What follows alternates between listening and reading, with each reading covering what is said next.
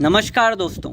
मैं आप सभी का स्वागत करता हूं स्टॉक ज्ञान चैनल पर। आज के इस वीडियो में हम लोग बात करने वाले हैं बेक्टर फूड के बारे में। तो हम लोग देखें कि अभी इस स्टॉक के अंदर यहां पर टेक्निकली कैसा सेटअप है, साथ ही साथ हम लोग इस कंपनी का थोड़ा सा प्रोफाइल देखेंगे और देखेंगे कि अभी हाल फिलहाल हम लोग इस स्टॉक के अंदर कोई भी इन्वेस्टमेंट करके चल सकते हैं या नहीं, और कैसा इसका चार्ट सेटअप है। तो हम लोग बेक्टर फूड के बारे में बात करें उससे पहले रिसेंटली जो है मैंने कुछ स्टॉक्स के ऊपर वीडियो बनाए थे, जिसमें कि एक मैंने मोरपेन लैब को डिस्कस किया था और उसका प्राइस तब था तकरीबन 33-34 की रेंज में। और उसके बाद से स्टॉक ने एक अच्छा खासा जो है हम लोगों को मुंह दिखाया और अभी तकरीबन 50 रुपये के ऊपर ये स्टॉक ट्रेड कर रहा है। साथ ही साथ रिसेंटली मैंने एशियन पेंट को कवर किया था।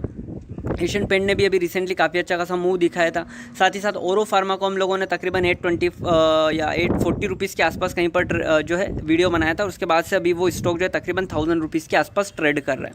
तो आप लोगों ने अगर मेरे रिसेंट जो है वीडियोज़ नहीं देखे तो आप बिल्कुल उन वीडियोज़ को भी देख सकते हैं। साथ ही साथ जिन लोगों ने भी अभी तक हमारे चैनल को सब्सक्राइब नहीं किया है वो प्लीज़ चैनल को जरूर सब्सक्राइब करें, और अगर आपको मेरे वीडियोज़ अच्छे लगते हो तो आप वीडियोज़ को लाइक करना ना भूलें। तो चलो आइए शुरू करते हैं आज के इस वीडियो को। और सबसे पहले हम लोग बेक्टर फूड के बारे में थोड़ा सा जान लेते हैं। तो दोस्तों यहाँ पर जो है मैंने टिकर टेप जो है उस साइट को खोला हुआ है, और अगर हम लोग देखेंगे तो जो बेक्टर फूड जो है वो कंज्यूमर स्टेपल्स से बिलोंग करता है। ये एक स्मॉल कैप कंपनी है और रिसेंटली ही मार्केट के अंदर लिस्ट हुई है। अगर हम लोग बात करेंगे तो इसका जो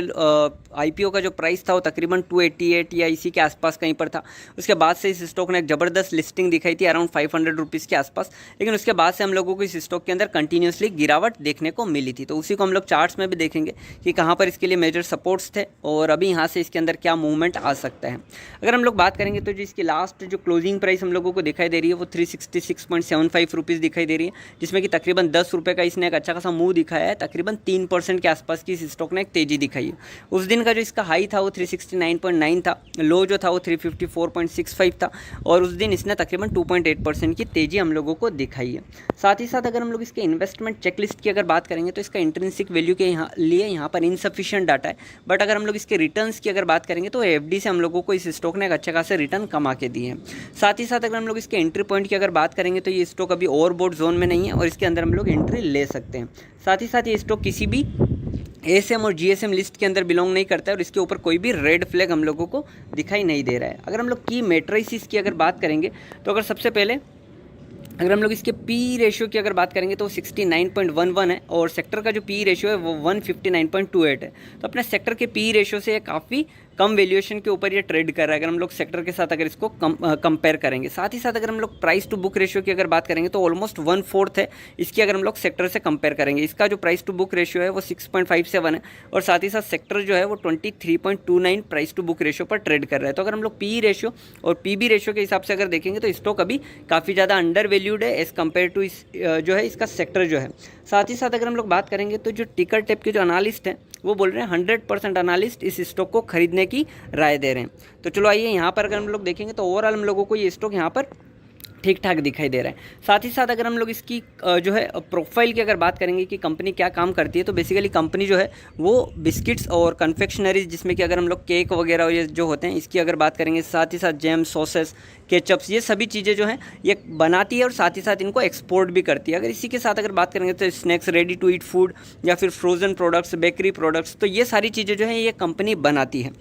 तो ये इसका ओवरऑल प्रोफाइल हुआ है। अगर हम लोग इसके जो है पीयर्स की अगर बात करेंगे तो इसमें हम लोगों को मेजर जो है काफ़ी कंपनीज देखने को मिलेगी, जैसे कि नेस्ले इंडिया इसका जो है इसका एक कंपटीटर है, ब्रिटानिया, हटसन एग्रो, तो ये सभी जो है इसके पीयर्स हैं। अगर हम लोग साथ ही साथ इसके फाइनेंशियल ट्रेंड की अगर यहाँ पर बात करेंगे तो हम लोगों को इसके रिवेन्यू में एक अच्छा खासा इंक्रीज देखने को मिल रहा है। 2020 में हम लोगों को थोड़ा सा डाउनवर्ड मूवमेंट देखने को मिला था, क्योंकि हो सकता है इसके ऊपर कोविड का इम्पैक्ट हो, उसी के चलते हम लोगों को थोड़ा सा इसकी सेल्स और प्रॉफिट में गिरावट देखने को मिली है। अगर हम लोग ओवरऑल देखेंगे तो कंपनी हम लोगों को प्रॉफिट ही दिखा रही है। तो ये था इस कंपनी के बारे में ओवरऑल, और अब हम लोग जो है इस स्टॉक के चार्ट्स को देखते हैं।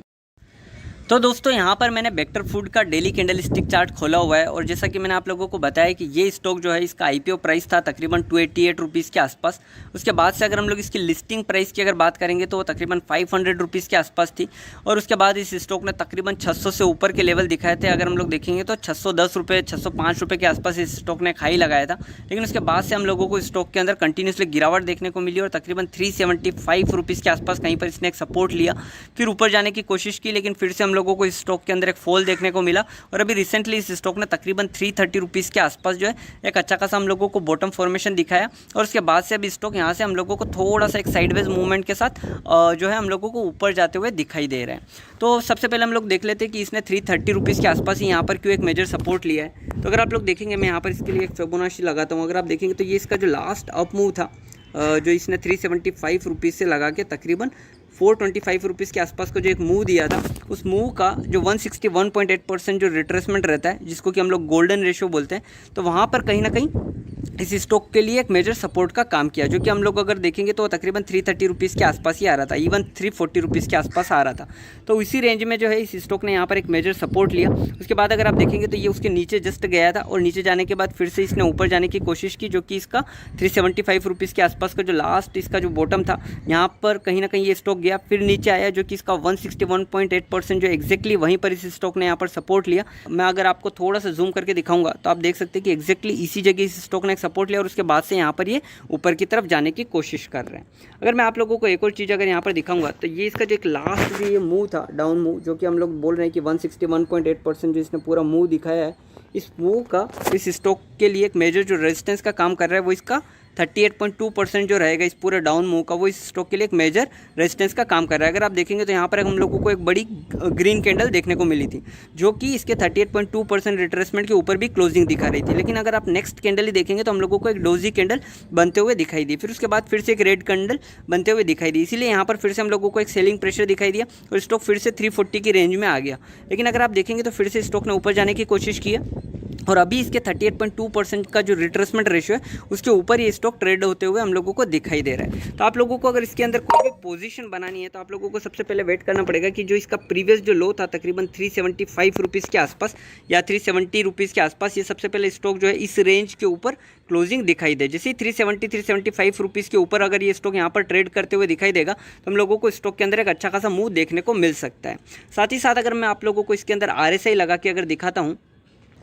तो यहाँ पर जो है मैंने RSI को लगाया। अगर आप देखेंगे तो ये जो 375 रुपीज़ के आसपास एक लो लगा था, तब इसका स्ट्रेंथ काफ़ी ज़्यादा कम था। उसके बाद अगर आप देखेंगे तो अभी जो रिसेंट लो जो इसने लगाया था 340 रुपीज़ के आसपास, तब इसका स्ट्रेंथ अराउंड 20 या उसके ऊपर था। तो यहाँ पर अगर आप देखेंगे तो हम लोगों को प्राइस के अंदर फॉल देखने को मिला था, बट इसका जो स्ट्रेंथ है वो हम लोगों को बढ़ते हुए दिखाई दिया था। तो यहाँ पर अगर आप डेली कैंडल स्टिक चार्ट पर देखेंगे तो इसके अंदर हम लोगों को यहाँ पर डाइवर्जेंस भी दिखाई दे रहा है। तो कहीं ना कहीं ये स्टॉक जो है यहाँ पर हम लोगों को थोड़ी सी स्ट्रेंथ इसके अंदर दिखाई दे रही है। साथ ही साथ अगर आप देखेंगे तो जैसे ये 375 रुपीज़ के ऊपर अगर ट्रेड करना स्टार्ट करेगा तो कहीं ना कहीं एक तरीके से हम लोग को ये बोल सकते हैं कि ये कुछ इस तरीके से आइदर इस तरीके से ऊपर जा सकता है या फिर हम लोगों को एक हेड एंड शोल्डर पैटर्न बनते हुए दिखाई देगा और फिर कुछ इस तरीके से हम लोगों को ये स्टॉक ऊपर की तरफ जाते हुए आने वाले टाइम में दिखाई दे सकता है। तो अगर आप इसके अंदर कोई भी पोजीशन बनाते हैं तो 330 रुपीज़ का जो इसका रेंज है वो आपके लिए एक स्टॉप लॉस होना चाहिए और अबाउ 375 रुपीज़ के जो है 375 रुपीज़ है उसके ऊपर आप इसके अंदर कोई भी पोजीशन बना के चल सकते हैं और यहाँ से एटलीस्ट इसको 425 रुपीज़ तक के टारगेट हम लोगों को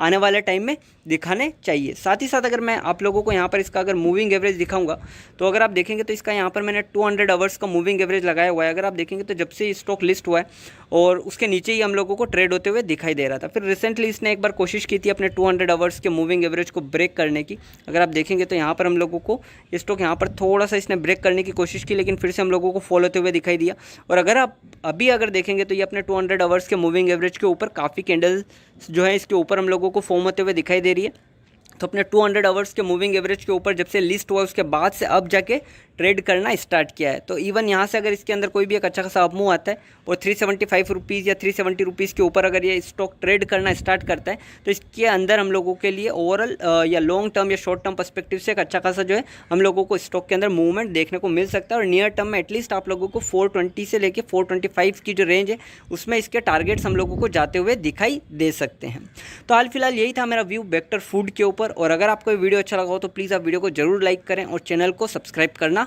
ना भूलें। So thank you very much, thank you all of you.